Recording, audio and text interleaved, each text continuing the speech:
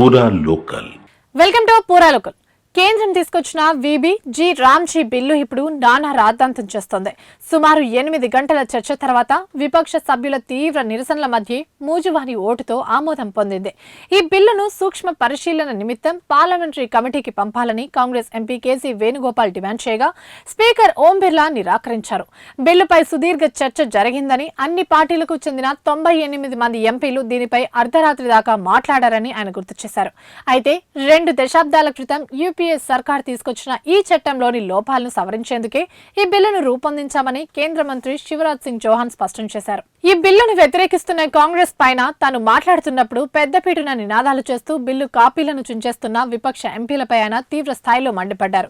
మహాత్ముడి ఆదర్శాలను పలుమార్లు హత్య చేసిన ఆ పార్టీ ఆయన పేరును రాజకీయ ప్రయోజనాల కోసం మాత్రమే వాడుకుంటుందని దుయ్యబట్టారు. సభలో ఈ బిల్లుపై చర్చ జరుగుతున్న సమయంలో విపక్ష సభ్యుల తీరు అవమానకరంగా ఉందని, వారు తమ ప్రవర్తనతో ప్రజాస్వామ్యాన్ని మూకస్వామ్యంగా గూండాగిరిగా మార్చేశారని నిప్పులు చెరిగారు. విపక్ష సభ్యుల పేరు మార్పుపై దృష్టి సారిస్తే తాము అభివృద్ధిపై దృష్టి కేంద్రీకరించామన్నారు. బిల్లుపై చర్చ సందర్భంగా వారు పేపర్లను చించారు.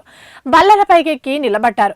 బాపూజీయే ఉండి ఉంటే ఈ తరహా అవమానకరమైన ప్రవర్తనను అనుమతించేవారా అని ప్రశ్నించారు.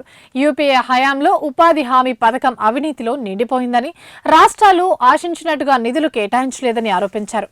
ఉపాధి హామీ చట్టం ప్రకారం 60% నిధులను కార్మికులపై, 40% నిధులను మెటీరియల్ పై ఖర్చు చేయాలి. కానీ 26% నిధులు మాత్రమే మెటీరియల్ పై ఖర్చు చేస్తున్నారని విమర్శించారు. ఇవి ఇప్పటివరకు అప్డేట్స్. మరిన్ని అప్డేట్స్ కోసం చూస్తూనే ఉండండి పూరా లోకల్.